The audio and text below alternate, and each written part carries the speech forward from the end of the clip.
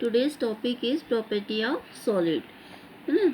हम पहले भी पढ़ चुके हैं, वी नो अबाउट दैट कि solid close relationship between properties of this solid, molecules closely attached है, उनके बीच में स्पेस नहीं है, ये क्लोजली अटैच्ड कंपाउंड सॉलिड है। यहाँ पर हम देखेंगे प्रॉपर्टीज ऑफ सॉलिड। तो solid exhibit in interesting range in variation electrical conductivity. हम यहाँ पे सॉलिड कंडक्टिविटी के बारे में पढ़ेंगे कि किस प्रकार से, यदि सॉलिड की मैग्नीट्यूड जो रनिंग मैग्नीट्यूड है वो 10⁻⁻20 to 10⁻7 ohm inverse metre inverse की रेंज के बीच में है, इतनी रेंज के बीच में आता है, तो वो कंपाउंड इलेक्ट्रिसिटी फाउंड करता है और उसकी कंडक्टिविटी शो होती है। कंडक्टिविटी पर डिपेंड होके हम कंपाउंड को 3 टाइप्स में डिवाइड करते हैं, conductor, insulators and semiconductors. Conductors जिनकी कंडक्टिविटी हाई होती है, जो इलेक्ट्रिक इजीली फ्लो करते हैं, वे कंडक्टर होते हैं। The solid which allowed to passing the electric current are the conductors, जिनमें इलेक्ट्रिसिटी इजीली फाउंड हो जाती है, इजीली फ्लो होती है, वे कंडक्टर्स होते हैं। They have conductivities of range, conductivity range conductors की 10⁴ to 10⁻7 ohm inverse metre inverse की रेंज इसमें देखने को मिलती है। जनरली कंडक्टिविटी इस 10⁻7 ओम इनवर्स मीटर इनवर्स तक ही कंडक्टिविटी शो होती है। यहाँ पर हम देखेंगे जैसे जितने भी मेटेलिक 2 टाइप्स में से डिवाइड किया गया है कंडक्टर को, metallic conductor and electrolytic conductor. Metallic conductor those are which allow electricity passes through then without undergoing any changes, any chemical changes, किसी प्रकार का यदि कोई केमिकल चेंजेस नहीं हो रहा सॉलिड में और इलेक्ट्रिसिटी फाउंड हो रही है, तो उसे हम मेटेलिक कंडक्टर कहते हैं। Such as this copper silver wire, copper silver wire में किसी भी प्रकार का कोई केमिकल चेंजेस नहीं है, सॉलिड कंडीशन में ही इलेक्ट्रिसिटी फाउंड होती है, विदाउट मोल्टन कंडीशन और विदाउट एक्वा सोल्यूशन प्रिपेयर किए ही ये मेटेलिक कंडक्टर हो गए। सेकेंडली है इलेक्ट्रोलाइटिक कंडक्टर।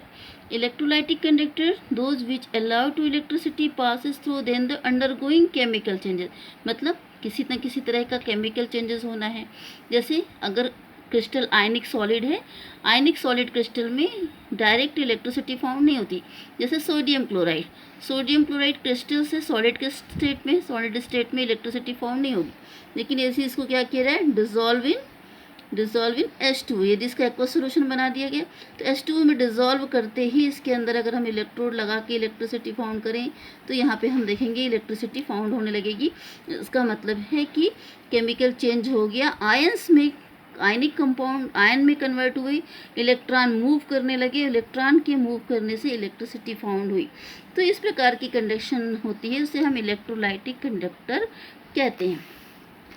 सेकेंडली है insulator. Insulator which solid do not allow passes to electric current, यहाँ पर इलेक्ट्रिक करंट पास नहीं होती है, उसे इंसुलेटर कहते हैं। जिनकी जो इलेक्ट्रिक कंडक्टिविटी है वो वेरी वेरी लो, बहुत लो होती है, उसमें रेंज जो होती है वो जो रेंज है वो 10⁻⁻20 to 10⁻⁻10 ohm inverse metre inverse की होती है। जैसे वुड है, सल्फर, फास्फोरस, रबर एक्सेट्रा, इनमें इलेक्ट्रिसिटी फाउंड नहीं होती।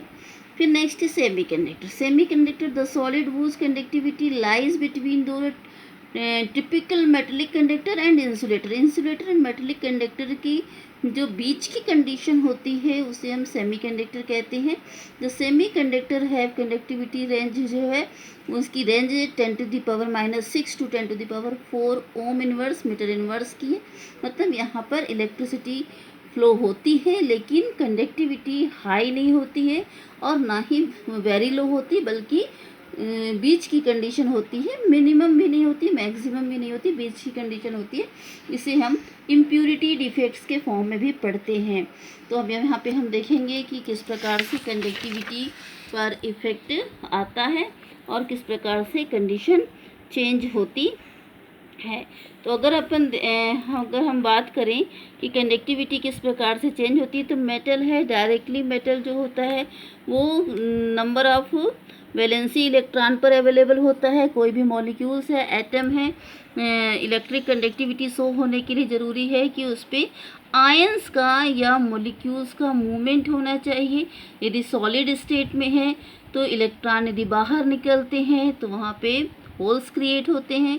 होल मूवमेंट करेंगे तो भी कंडक्टिविटी फाउंड होगी, और यदि आयन मूव करते हैं तो भी कंडक्टिविटी फाउंड होती है, और इस प्रकार से कंडक्टिविटी जनरल आयनिक केस में फाउंड होती है। फिर यदि वैलेंसी बैंड कंडीशन अगर हम देखें तो the outer most field energy band is called valency band.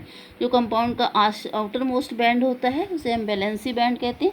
अगर वैलेंसी बैंड से इलेक्ट्रॉन मूव करते हैं और तो उसे हम कंडक्शन बैंड बोलते हैं, और इस प्रकार से उससे इलेक्ट्रॉन के मूवमेंट से इलेक्ट्रिक फाउंड होती है। Valency band and conductance band के बीच की जो एनर्जी होती है उसको हम एनर्जी गैप कहते हैं, और उसी को फॉरबिडन जोन कहते हैं, क्योंकि वैलेंसी बैंड और जो कंडक्टिंग बैंड के बीच का जो स्पेस होता है वो खाली होता है, ये वैलेंसी बैंड है। So valency band and conductance band के बीच का जो एनर्जी गैप है, ये एनर्जी गैप ही फॉरबिडन गैप कहलाता है, और इसी को यहाँ पर जो होती है वैलेंसी बैंड और कंडक्टेंस बैंड के बीच में मेटल सेमी कंडक्टर्स के फॉर्म में या इंसुलेटर की कंडीशन में आते हैं। यहाँ पर इन दोनों के बीच में कोई इलेक्ट्रिक फ्लो दिखाई नहीं देता है। इसके बाद इंसुलेटर आप समझ गए हैं। अब यहाँ पर हम लोग थोड़ा सा चर्चा करेंगे सेमी कंडक्टर के बारे में। सेमी कंडक्टर क्या है, तो ये कंडक्टर्स और इंसुलेटर की बीच की कंडीशन होती है। बीच की कंडीशन होने पर यहाँ पर हम देखते हैं हाइब्रिड कंडीशन में कंपाउंड जाते हैं। तो जनरली अगर हम यहाँ पर बात करें तो ग्रुप 14 के जो एलिमेंट्स हैं, ग्रुप 14 के एलिमेंट्स सिलिकॉन, जर्मेनियम, इस जो एलिमेंट्स होते हैं इन्हें हम सेमी कंडक्टर एलिमेंट्स कहते हैं, क्योंकि यदि इनमें हम इम्प्यूरिटीज़ को इन्वॉल्व करते हैं तो जनरली इनमें कोई इलेक्ट्रिक फ्लो नहीं होता है, लेकिन यदि इम्प्यूरिटीज़ को इनमें इन्वॉल्व कर दी जाए तो ये इनमें इलेक्ट्रिक फ्लो होने लगता है, और जिसके कारण ये 2 टाइप्स के सेमी कंडक्टर क्रिएट होते हैं। तो 2 टाइप्स के सेमी कंडक्टर क्रिएट होते हैं। इसको हम 2 टाइप्स में कैसे डिवाइड करते हैं, इसमें एक होता है इलेक्ट्रॉन रिच और डोनर इम्प्यूरिटीज़, और दूसरी होती है इलेक्ट्रॉन डिफिट और एक्सेप्टर इम्प्यूरिटीज़। तो यहाँ पर अगर हम देखें कि जर्मेनियम, सिलिकॉन, जर्मेनियम, ये जो कंपाउंड है यहाँ पे ग्रुप 14 के, यदि इनमें इम्प्यूरिटीज़ आती है किसकी, आर्सेनिक की। यदि आर्सेनिक की इम्प्यूरिटीज़ आ गई, अब आर्सेनिक की इम्प्यूरिटीज़ आती है तो इस केस में हम क्या देखते हैं कि आर्सेनिक की इम्प्यूरिटीज़ आने में 1 इलेक्ट्रॉन एक्सेस बच जाता है, क्योंकि जर्मेनियम की आउटर सेल में 4 इलेक्ट्रॉन है, वैलेंसी 4 होती है। अब 4 के साथ में अगर यहाँ पे जर्मेनियम होता तो सबके साथ में 4 वैलेंसीज को कंप्लीट कर लेता, लेकिन आर्सेनिक के केस में क्या होता है कि 5 हो गई। अब 5 हो गई तो 1 इलेक्ट्रॉन यहाँ पे फ्री हो गया। ये फ्री इलेक्ट्रॉन पूरे कंपाउंड में मूव करेगा, और मूव करने से यहाँ पे इलेक्ट्रिसिटी फाउंड होगी। और यदि इस प्रकार से फ्री इलेक्ट्रॉन के, है ना, नेगेटिव पार्ट के इलेक्ट्रॉन के फ्री होने के कारण यदि मूवमेंट हो रहा है, नेगेटिव चार्ज की फ्री होने से यदि ये मूवमेंट चल रहा है, तो इस टाइप की इम्प्यूरिटीज़ आती है। जबकि 14 ग्रुप के एलिमेंट्स में कोई भी जो अगला एलिमेंट्स है वो कहाँ से आ रहा है, 15 ग्रुप से आ रहा है, आर्सेनिक से आ रहा है, जहाँ पे वैलेंसीज कितनी है, आउटर सेल में 5 है।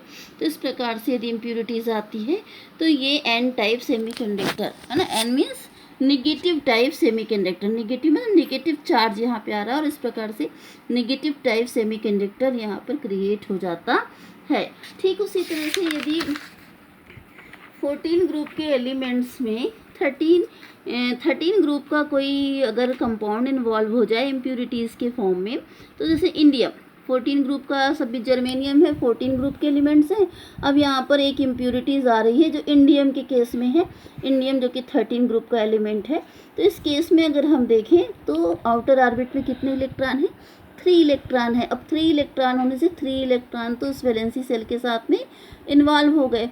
तो अब 3 इलेक्ट्रॉन इन्वॉल्व होकर उन्होंने क्या किया, वैलेंसी बनाया, कंप्लीट कर ली।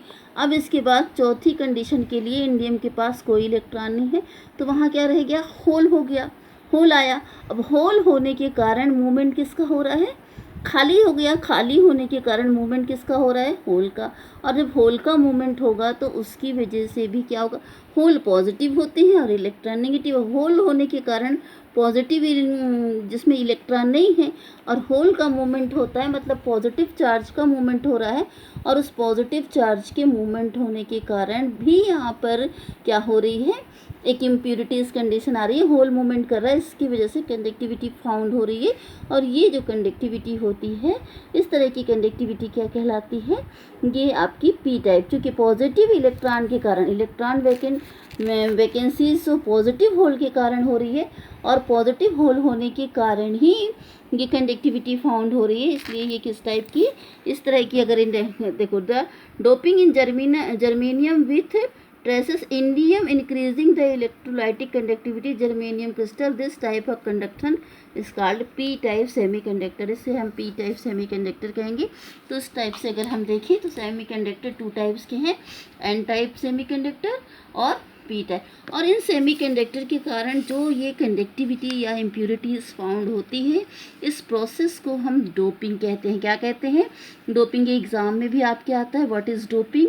तो दस doping of germanium and silicon with traces arsenic or other group 15 elements and n type semiconductor, and with indium or other group 13 element, this is called p type semiconductor।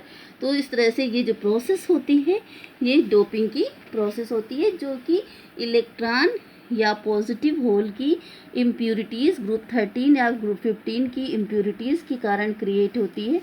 इस process को हम doping कहेंगे। और इसके बाद next आपका है magnetic property of solid. तो ऑर्बिटल्स के मोशन या मूवमेंट के कारण न्यूक्लियस में और स्पिन के कारण जो प्रॉपर्टीज़ होती है, उसे हम मैग्नेटिक प्रॉपर्टीज़ कहते हैं। तो मैग्नेटिक प्रॉपर्टीज़ को हम कुछ इस प्रकार से कुछ भागों में डिवाइड करते हैं। इसमें है diamagnetic material, paramagnetic material, ferromagnetic substance, है ना। तो यहाँ पर हम देखेंगे डायमैग्नेटिक का मतलब the substance which are weakly reply to magnetic field is known as diamagnetic. मतलब वहाँ पर सब्सटेंस जो होते हैं वो फिर से रिप्लाइड हो रहे हैं। फॉर एग्जांपल के केस में देखिए, जैसे NaCl है, वाटर है, बेंजीन है, ये सभी डायमैग्नेटिक प्रॉपर्टीज़ को शो करते हैं। डायमैग्नेटिक का मीन्स मतलब क्या होता है कि इलेक्ट्रॉन आर पेयर्ड, हर ऑर्बिट के अंदर इलेक्ट्रॉन पेयर्ड कंडीशन में है। यदि इलेक्ट्रॉन, जैसे आपने अपना एनर्जी डायग्राम बनाते हैं तो उसमें देखते हैं आप लोग ऑर्बिट डिवाइड करते हैं। तो ऑर्बिट में यदि इलेक्ट्रॉन, है ना, अगर हम इनको कॉन्फ़िगरेशन देख रहे हैं या हाइब्रिडाइजेशन के केस में देख रहे हैं, तो जो पेयरिंग हो रही है वो पेयरिंग जो होती है कंप्लीट होनी चाहिए, इलेक्ट्रॉन पेयर्ड होने चाहिए। अगर ये पेयरिंग मूवमेंट है तो यहाँ पर जो मैग्नेटिक मूवमेंट होगा वो कैसा होगा, डायमैग्नेटिक कैरेक्टर का होगा। और दूसरा है पैरामैग्नेटिक। तो द सब्सटेंस विच है paramagnet magnetic dipole are arranged by the magnetic field are known as paramagnetic. मतलब पैरामैग्नेटिक कंडीशन में मैग्नेटिक अरेंजमेंट किस प्रकार से होता है, जैसे आयंस हैं, जैसे कॉपर आयंस है, आयरन, क्रोमियम, ये आयंस के केस में या कुछ जैसे टिलिनियम ऑक्साइड है ना, वेनेडियम ऑक्साइड, वेनेडियम पेंटाऑक्साइड, इनके केस में भी अगर हम देखते हैं तो यहाँ पर क्या दिखाई देता है कि paramagnetism due to the process of slight non stoichiometric. मतलब कंपाउंड में यहाँ पर हम देखेंगे कि इलेक्ट्रॉन कैसा होगा, सिंगल होगा, वो अनपेयर्ड इलेक्ट्रॉन है। अगर अनपेयर्ड इलेक्ट्रॉन है तो ये कंडीशन होती है पैरामैग्नेटिक की। अब अनपेयर्ड इलेक्ट्रॉन किस तरह से अरेंज हो रहा है, उस केस के आधार पर इसको फिर से डिवाइड किया गया है। तो थर्ड कंडीशन है फेरोमैग्नेटिक। फेरोमैग्नेटिक की कंडीशन चेंज होती है। देखो, अनपेयर्ड इलेक्ट्रॉन है, the substance which are strongly attached with magnetic field. ये मैग्नेटिक फील्ड स्ट्रांगली एक दूसरे से अटैच होते हैं, परमानेंटली होती है ये मैग्नेटिक फील्ड, एक बार आने की वजह से मैग्नेट है। मैग्नेट की मैग्नेटिक फील्ड परमानेंटली होती है, इसमें किसी भी प्रकार का चेंजेस नहीं होता है। ये फेरोमैग्नेटिक सब्सटेंस हो गए। तो फेरोमैग्नेटिक सब्सटेंस में इसमें मैग्नेटिक प्रॉपर्टी चेंज नहीं हो रही।